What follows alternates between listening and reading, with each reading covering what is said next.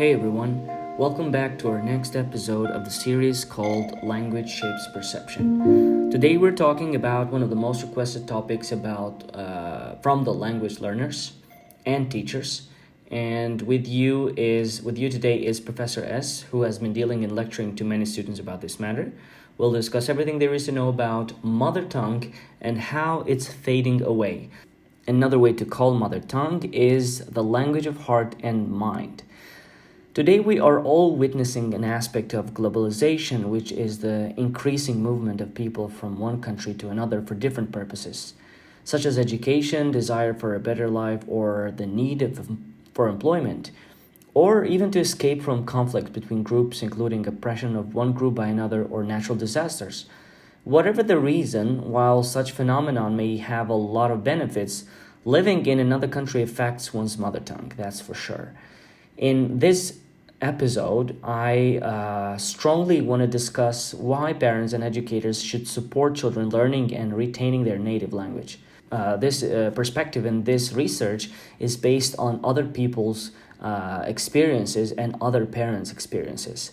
But I have often traveled to other countries, and I've talked to a lot of people who have had this sort of concern. As an ESL language teacher, I have strongly encouraged my students to develop literacy in their mother tongue and to take pride in their culture and the country they originated in.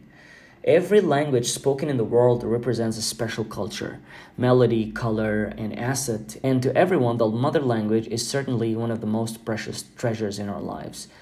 It's a duty and responsibility to preserve it and to pass it down from generation to generation. Whether we are urged by necessity or because of some other reasons, learning another language brings a lot of advantages in our life, even though most of the time we don't see that, or we need more time to see it. A new language opens a new window in our world and in our perspective and makes us more aware or open-minded or respectful to other cultures or lifestyles. Moreover, knowing another language has been proven to contribute to helping us understand our mother tongue better.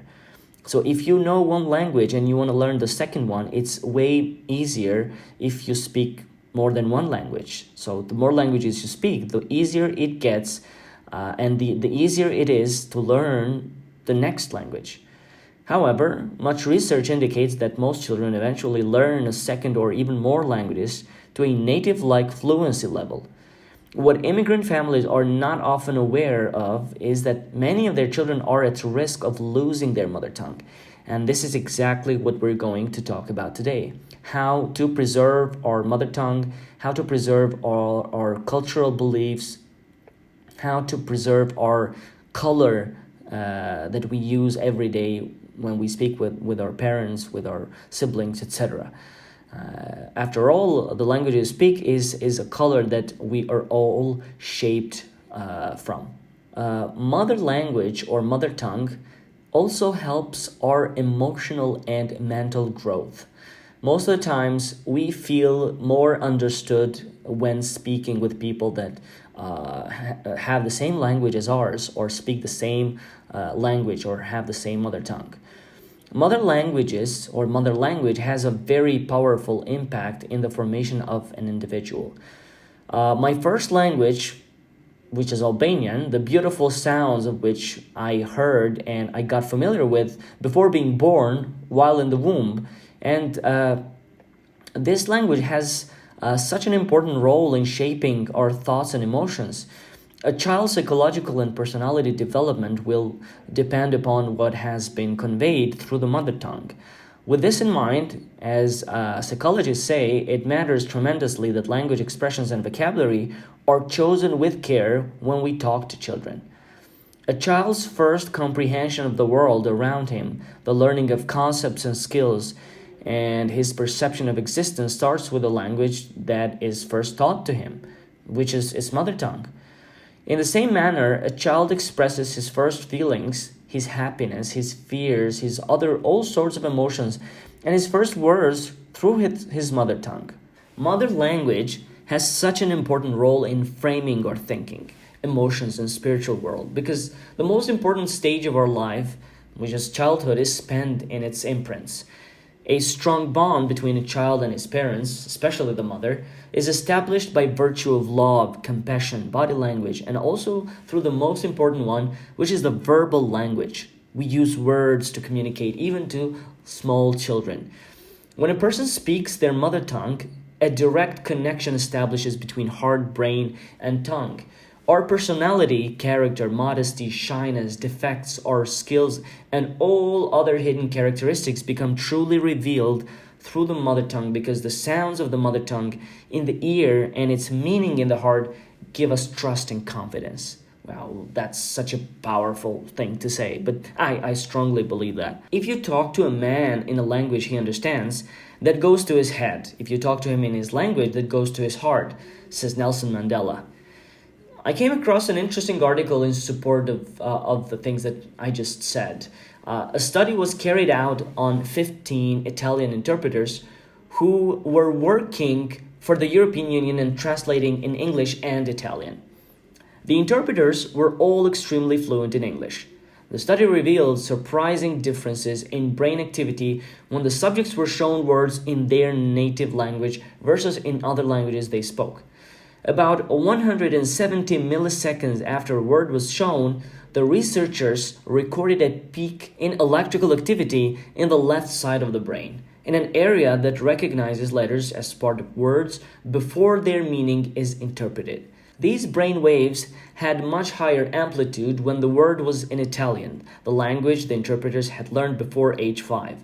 The findings show how differently the brain absorbs and recalls languages learned in early childhood and later in life, says Alice Mato Proverbio. He's a professor of cognitive electrophysiology at the Milano Bicocca University in Milan. Proverbio attributed the differences to the fact that the brain absorbs the mother tongue at a time when it is also storing early visual, acoustic, emotional, and other non-linguistic knowledge. This means that the native language triggers a series of associations within the brain that shows us an increased electrical activity. Our mother tongue is the language we use to think, dream, and feel emotion, Proverbio said. Another thing we can say about this is that the mother tongue is an indicator of cultural identity. We show who we are, we show our cultural identity, we show where we come from, we show our history based on the language we speak. Especially when it comes to meeting someone for the first time, they create some sort of impression based on what you say or the language you speak before actually speaking to them or saying anything. A child connects to his parents, family, relatives, culture, his history, identity, and religion through his mother tongue. That's for sure. A native language links the child with the culture of the society the child comes from and shapes his identity. A lot of children from immigrant families who don't know their native language well are at a crossroad of identity crisis. When a child doesn't know his language well, we cannot say that he will be nurtured with his culture properly, for the fact that the relationship between language and culture is deeply rooted. So the culture and the language are interrelated in a way that we can't actually separate these two. Mother tongue is one of the most powerful tools used to preserve and convey culture and cultural ties. And often children who are unaware of their culture, their language, and their history will lose confidence in themselves, the family, society, and the nation to which they belong, and will have no other option than seeking other than seeking an alternative identity. And most of the time they take the identity of the new country or the new language they are using or the country they are living in. A child will identify himself with the language and culture he knows best. For this reason, the attitudes and beliefs of immigrant parents are so important in this aspect. If they want to prevent this from happening, they should find ways to help their children maintain and improve their mother language without neglecting to give affirmative messages, and also to keep positive attitudes about other cultures. We must not also forget that we live in a multicultural society, and we should teach our children to learn about other cultures and respect them as well. Mother tongue also provides the basis for learning another language. As I said earlier, the more languages you speak, the easier it gets to learn your target language or the next language. Jim Cummins also underscores the importance of preserving mother tongue, and he says, quote unquote, children who come to school with a strong foundation in their mother tongue develop stronger literacy abilities in the language used at school. When parents or caregivers are able to spend time with their children and tell stories or discuss issues with them in a way that develops their mother tongue or vocabulary and concepts, children come to school well prepared to learn language of their immigrant country and succeed educationally. The ability to converse in a language is developed through the mother tongue. The child will get familiarized with the nuances of a language, how to learn it and use it, and this will also enable him or her to learn other languages as well. A strong foundation in their first language will contribute to learning another language and help them develop stronger literacy skills in the school language. Because children's literacy knowledge and abilities transfer across languages from mother tongue to the language the child is learning at school. That's pretty good actually. So we should definitely keep that in mind, especially when it comes to teaching children new languages. When children continue to develop their abilities in 2 or more languages throughout their primary school years, they gain a deeper understanding of language and gradually acquire knowledge about how it can be manipulated and applied in different ways. Children also explore the similarities and differences between languages. But unfortunately, for many bilingual children who have little mother tongue support at home, once they start school, their mother tongue is gradually replaced by the majority or dominantly used language, especially in the early school years. Some parents and educators believe that in order for children to learn a second language quickly and succeed at school, children should use the majority language not only at school, but even at home. In fact, the opposite is true. Children can learn 2 or more languages at the same time, so that's not a problem. We shouldn't be afraid of how a child can lose a language while learning a new one. We know that children who learn to speak fluently 2 or 3 languages in some countries where more than one languages are spoken. So that's a fact. There are a lot of cases that this happens. Researchers show that children from immigrant families learn the social majority language in the early years at school very quickly, although it takes longer to learn academic language and can lose their ability to use their mother tongue easily. They can lose it even in the home context if the mother language is not used constantly at home or among peers of the same community. They may retain comprehension but will use the majority language with siblings, friends, and parents. Unfortunately, I often see kids from the same minority community speak the majority language instead of their mother tongue among themselves, even when they are outside of school. Preferring second language to first language most often occurs because children do not know how to express themselves fluently in their mother tongue in certain contexts and situations. They lack vocabulary and literal expressions in the mother tongue and find it easier to express themselves in the majority language.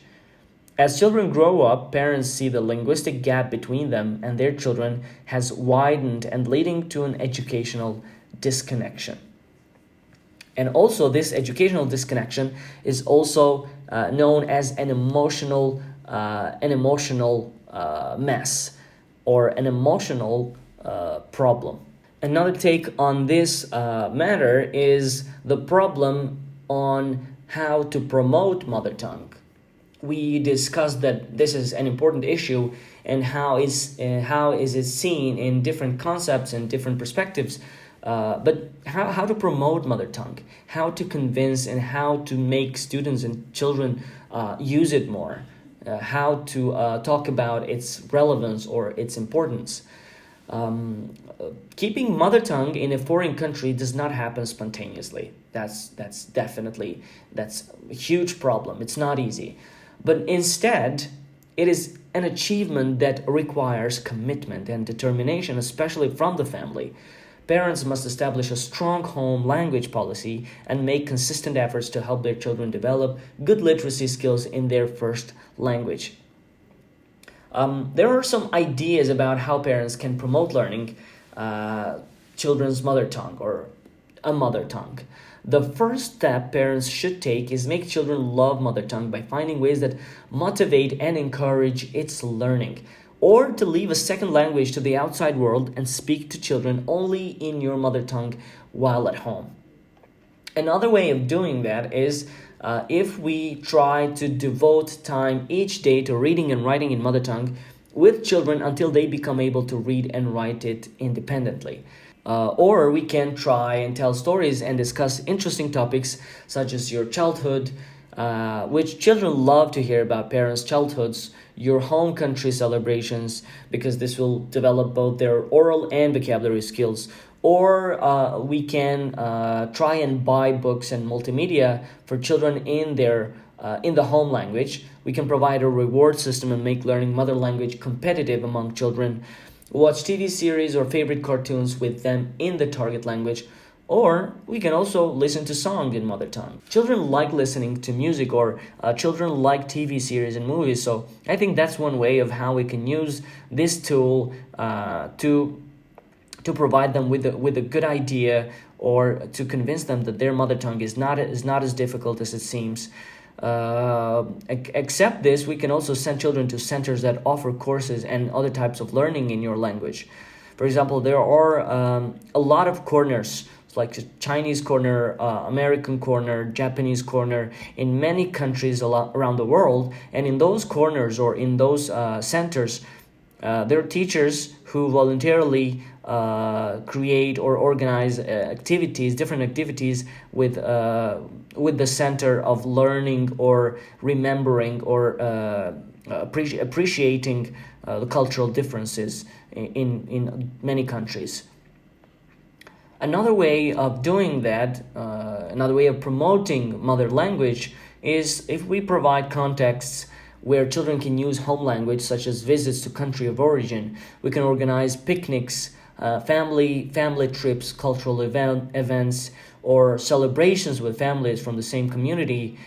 We can have them keep journals in home language. We can have them write about their emotions in their language. One last thing that we can do to help promote mother language or mother tongue is if we communicate our expectations about our home language to our kids' teachers. And as professionals, they can encourage and support our children or your children in keeping and developing their home language in many ways at school, by doing projects, by creating movies, creating documentaries, a lot of ways the students use these days to create projects at school. And if you think you have other ideas or other opinions about our topic today, please feel free to share and comment below. Thanks for listening to Language Shapes Perception with your host, Professor S. I hope you enjoyed our deep dive into this modest elaboration. If you like this episode and you're keen to see these ideas can be applied in your beautiful lives, join us next week when we'll be recording our next episode tackling our next topic. Stay tuned. As always, you can head over to our YouTube channel to sign up to our email list, as well as check out all the links and resources in the show notes. That's all for this episode, folks. See you next time.